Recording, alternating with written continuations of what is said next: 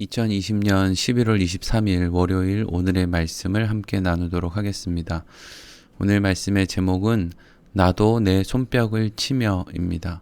본문 말씀은 에스겔 21장 8절부터 17절까지 말씀입니다. 읽도록 하겠습니다. 여호와의 말씀이 또 내게 임하여 이르시되 인자야 너는 예언하여 여호와의 말씀을 이같이 말하라. 칼이여 칼이여 날카롭고도 빛나도다. 그 칼이 날카로움은 죽임을 위함이요 빛남은 번개같이 되기 위함이니 우리가 즐거워하겠느냐. 내 아들의 규가 모든 나무를 업신 여기는도다.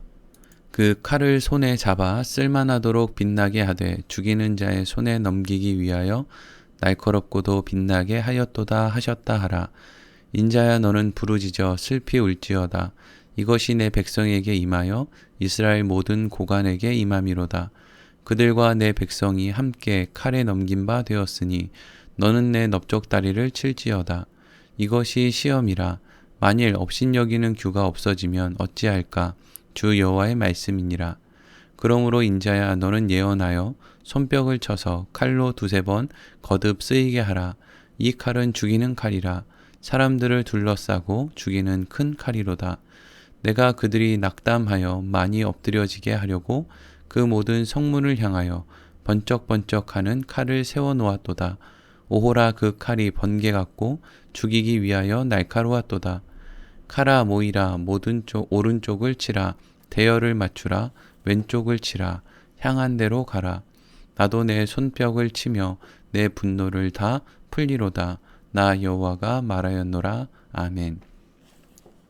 오늘 우리가 읽은 본문의 말씀은 하나님께서 에스겔 선지자에게 바벨론을 하나님의 칼로 삼아 남유다를 치시겠다라고 하는 말씀입니다.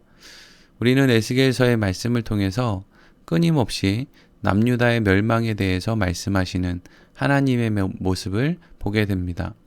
하나님께서는 이렇게 반복해서 남유다의 멸망에 대한 말씀을 하시는데 그러한 이유는 그들이 하나님께로 돌아오기를 원하시기 때문입니다. 여러분, 하나님께서 원하시는 것은 남유다의 멸망이 아닙니다. 그들이 그들의 뜻을 돌이켜 하나님 앞으로 돌아오기를 원하시는 것입니다. 그렇기 때문에 이렇게 여러 번에 걸쳐서 남유다를 향한 심판과 재앙, 멸망의 메시지를 에스겔 선지자를 통해서 선포하고 있는 것입니다. 오늘 본문의 말씀을 또 함께 살펴보도록 하겠습니다. 먼저 8절부터 11절까지 말씀입니다. 여호와의 말씀이 또 내게 임하여 이르시되 인자야 너는 예언하여 여호와의 말씀을 이같이 말하라. 칼이여 칼이여 날카롭고도 빛나도다. 그 칼이 날카로움은 죽임을 위함이요 빛남은 번개같이 되기 위함이니 우리가 즐거워하겠느냐. 내 아들의 규가 모든 나무를 업신 여기는도다. 그 칼을 손에 잡아 쓸만하도록 빛나게 하되 죽이는 자의 손에 넘기기 위하여 날카롭고도 빛나게 하였도다 하셨다 하라. 아멘. 하나님께서는 에스겔 선지자에게 하나님께서 사용하실 칼에 대해서 이렇게 말하라고 하셨습니다. 칼이여 칼이여 날카롭고도 빛나도다. 그 칼이 날카로움은 죽임을 위함이요 빛남은 번개같이 되기 위함이니 우리가 즐거워하겠느냐. 하나님께서 에스겔 선지자를 통해서 말씀하신 날카롭고 빛나는 칼은 남유다를 정복하기 위해서 준비된 바벨론을 의미하는 것입니다. 우리는 바벨론이라고 하는 나라가 어떤 이유로 그렇게 강력한 제국이 될 수 있었는지를 성경의 관점에서 생각해 볼 수 있습니다. 바벨론이라고 하는 나라는 그 나라가 큰 나라, 제국이 될 수 있었던 이유는 그들이 다른 나라보다 위대한 자들이 세운 나라이기 때문이 아니라 하나님께서 남유다를 정복할 칼의 역할을 바벨론 제국을 통해서 하시기로 정하셨기 때문에 바벨론이 큰 제국이 될 수 있었다는 것이죠. 즉 이것은 바벨론이라고 하는 나라가 대단한 것이 아니라 그들을 사용하시는 하나님의 전능하심을 말씀하시는 것입니다. 어떤 사람들은 악한 영을 대적하기 위해서 열심히 깨어 그 악한 영을 대적하는 기도를 해야 한다고 생각하는 사람들이 있습니다.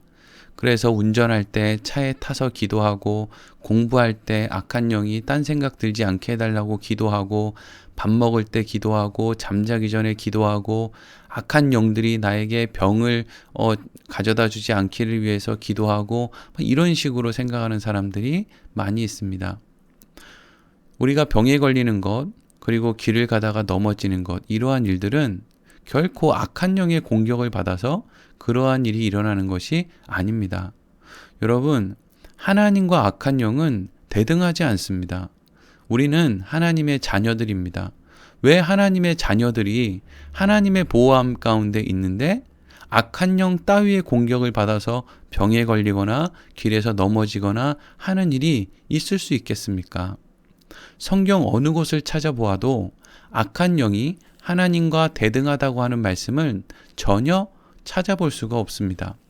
악한 영도 결국 하나님께서 하나님의 필요에 의해서 내버려 두시기 때문에 그들이 일을 활동을 할 수 있는 것이지, 하나님께서 그만이라고 하시거나 하나님께서 사라져라 라고 하시면 지금 당장이라도 모든 악한 영의 활동은 중단될 것이고 아무것도 할 수 없는 존재라는 것을 우리는 잊지 말아야 합니다. 우리가 어떤 병에 걸리거나 길을 가다가 넘어지거나 하는 모든 일들은 악한 영의 공격에 의함이 아니라 그것을 통해서 우리가 분명히 알아야 될 것을 알도록 하시는 하나님의 허락하심 가운데 우리에게 일어나는 일임을 우리는 분명히 알아야 합니다. 하나님께서는 바벨론을 날카로운 칼로 삼아 남유다를 정복하도록 하시겠다고 말씀하시면서 남유다에 그러한 일이 일어나게 되는 까닭에 대해서 앞서 읽었던 10절 말씀에 이렇게 기록하고 있습니다. 내 아들의 규가 모든 나무를 업신여기는도다. 아멘. 즉 남유다가 바벨론을 통해서 하나님으로부터 멸망을 당하게 되는 이유는, 그 근본적인 이유는 바로 남유다의 교만이라고 말하고 있는 것입니다. 남유다가 교만하여 모든 나무를 업신여겼다라고 말하고 있는 것이죠. 왜 남유다는 교만했고 다른 나라들을 업신여기는 일을 했을까요? 그것은 하나님께서 자신들의 편이라고 생각했기 때문입니다.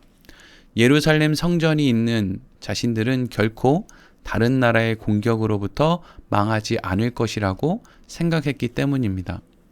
하나님께서는 하나님 앞에 불순종하고 각종 우상을 섬기면서 또 하나님을 업신여기면서 그러한 사람들이 하나님의 보호하심을 기대하며 다른 나라를 업신여기는 남유다의 모습을 결국 남유다가 멸망당에 마땅한 이유로 언급하신 것이었습니다. 여러분, 우리도 우리의 모습을 통해서 이런 모습이 없는지 생각해 보아야 하겠습니다. 세상 가운데 살아갈 때 적당히 세상과 타협하고 오히려 세상을 의지하고 하나님보다 사람을 더 믿고 돈을 더 의지하면서 또 한편으로는 하나님께서 내 편이 되어 주시니까 나는 세상 속에서 하나님의 도움을 받아 무엇을 하든지 다 잘 될 것이라고 기대하는 사람이 있다면 그 사람은 교만한 사람이요, 하나님을 이용하려는 사람이요, 그리고 하나님께서는 그 사람의 교만을 꺾어 그 사람을 회복시키기 위해서 반드시 그 사람의 삶에 고난을, 심판을, 멸망을 선포하실 수밖에 없는 것입니다. 이어지는 말씀 보겠습니다. 12절과 13절 말씀입니다.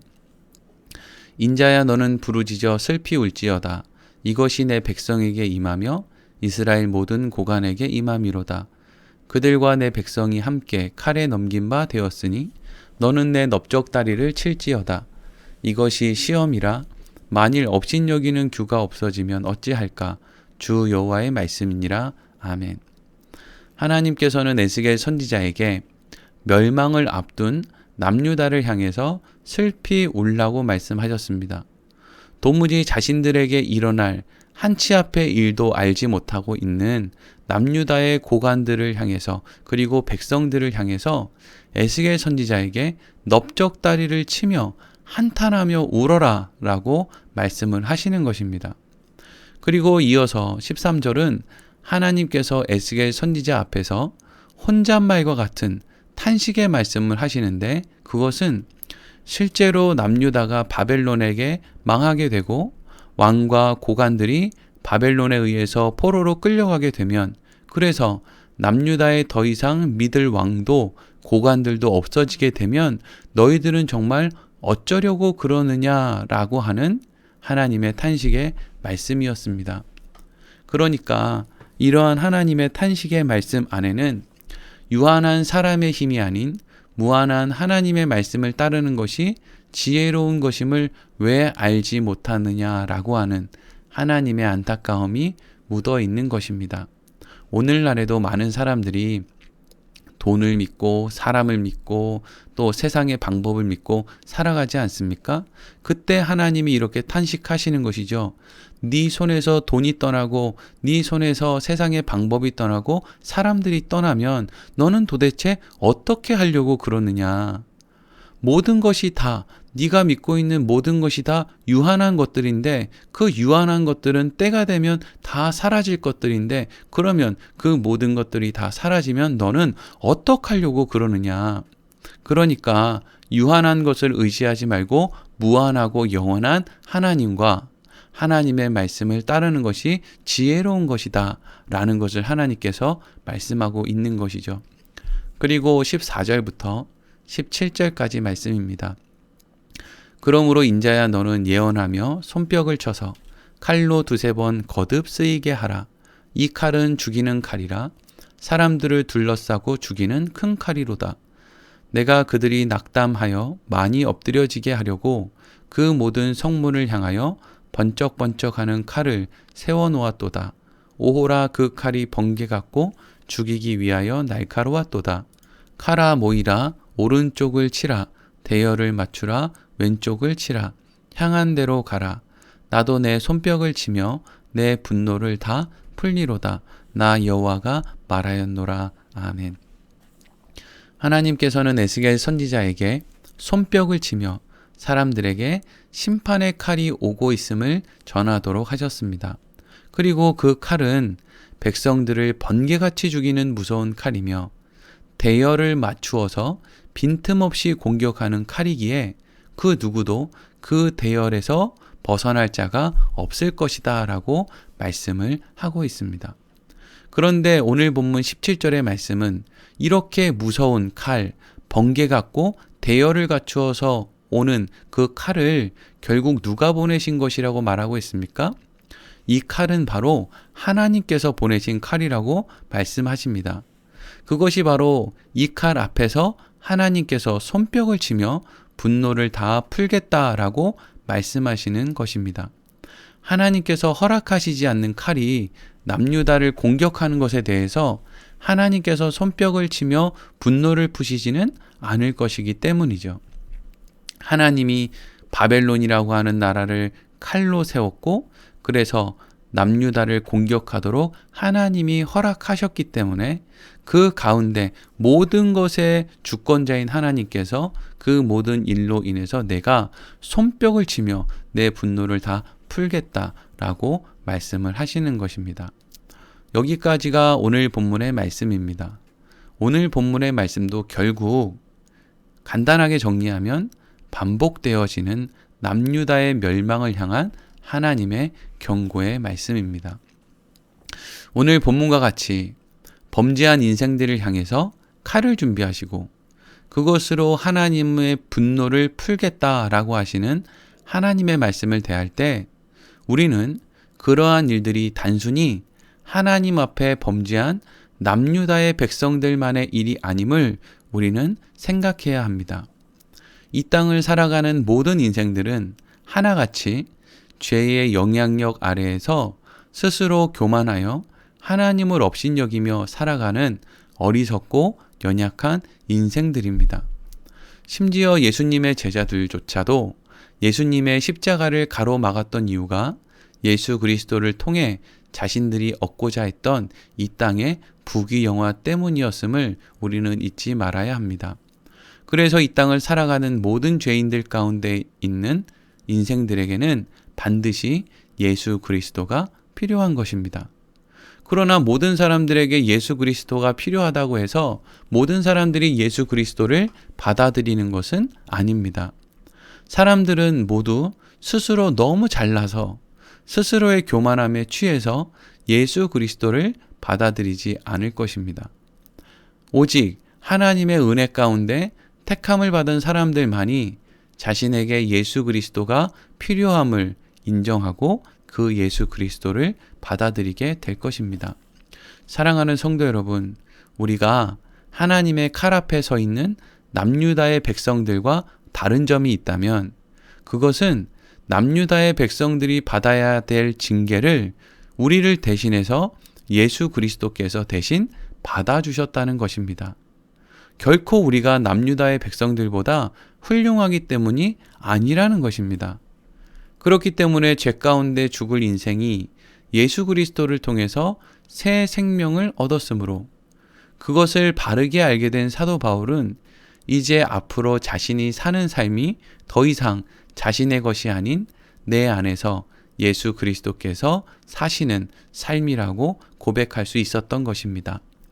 우리는 남유다의 백성들을 정죄할 자격이 없는 사람들이며 오직 예수 그리스도를 통해서 얻은 구원 앞에 감사와 영광을 돌리며 살아가야 하는 우리 안에 예수 그리스도와 함께 살아가는 인생들인 것입니다.